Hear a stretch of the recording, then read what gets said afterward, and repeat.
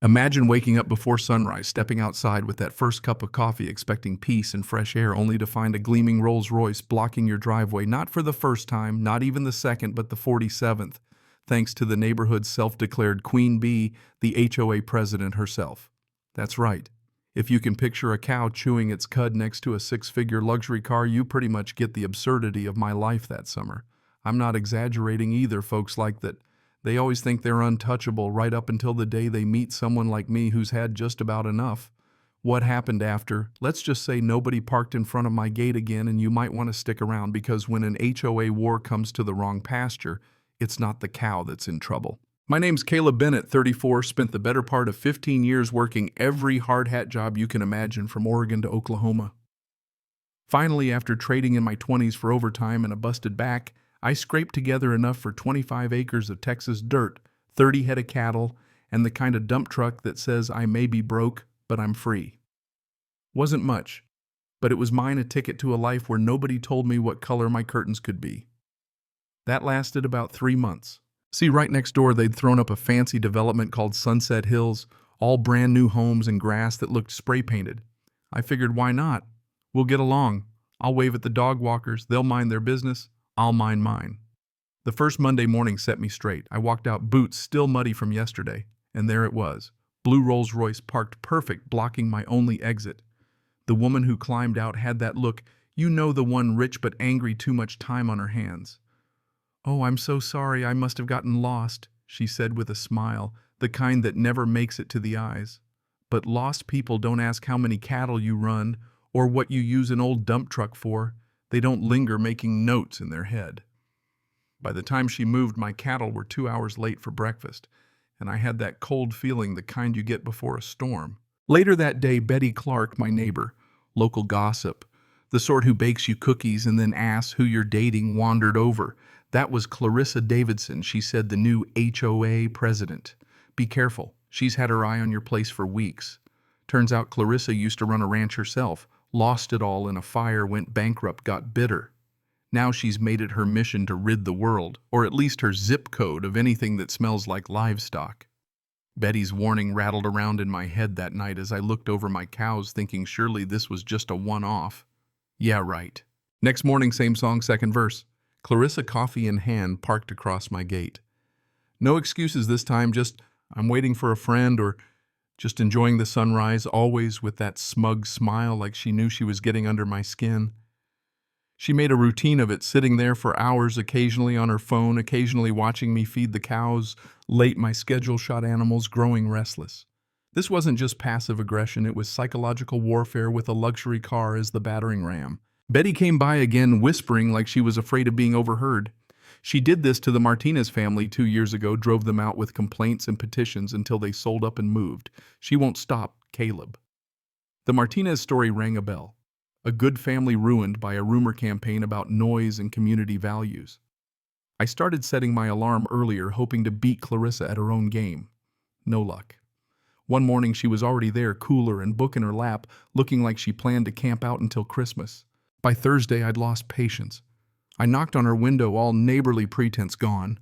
"I know you're not lost, and I know you're not waiting for anyone. What do you want?" She didn't blink. "I want you gone. This neighborhood was perfect until you brought your cows and your ugly truck. You don't belong here." The truth, finally. All week she'd been playing chess, turning neighbors against me, planting seeds about how ranchers ruin property values. Betty confirmed it later. Clarissa had started a petition, whispered stories about disease accidents, whatever it took to scare folks. But here's the twist nobody saw coming, not even me. Turns out that fire that ruined her ranch public record said it was her own busted generator, not some careless rancher next door. She'd been rewriting her history, blaming everyone but herself, and now she was determined to erase me to fix her own story. That's when I realized this wasn't about cattle or noise. This was personal, and she was willing to use every trick in the HOA playbook. By the end of the week, things had escalated. Saturday, I woke to find not just Clarissa, but a half dozen of her friends camped out with lawn chair signs about "Protect our children," kids coughing as they walked past my fence. I was public enemy number one, my cows cast as villains in her neighborhood opera. She even started recording everything, my attempts to feed the herd, my frustration, every angry word. "We're collecting evidence for the county hearing," she said, as if she were the law. When I found out about the petition 43 signatures to declare my ranch a public nuisance, I nearly lost it. All that would have been bad enough, but then one morning I found Bessie, my favorite heifer, down and struggling. She needed a vet fast, but Clarissa and her crew had my driveway blockaded, folding chairs and all. I begged. I pleaded. Nothing. "Perhaps you should have thought about emergencies before keeping animals here," she said, sipping her latte while I watched my cow suffer. She died before help could reach us, and that broke something inside me, a switch flipping after weeks of restraint. That night, staring at the dump truck I'd worked so hard to buy, I knew what I had to do. The next morning, Clarissa rolled up alone, smug as ever.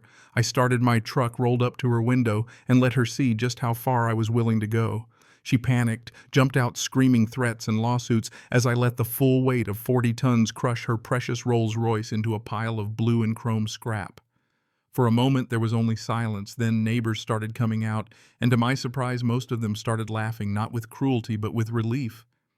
Turns out Clarissa had made more enemies than friends. The cops showed up, but when they heard from Betty, from the Johnsons, from the Martinezes, when they saw the videos of her campaign against me, they sided with common sense. "You're paying for the car you're attending," Anger Management Officer Thompson said. "But Mrs. Davidson, you harass your neighbors again. We'll be talking about restraining orders." That was it. The spell was broken. Folks withdrew their signatures, organized a new petition to keep the ranch, and at the county hearing, Clarissa's lies unraveled under the weight of real community stories.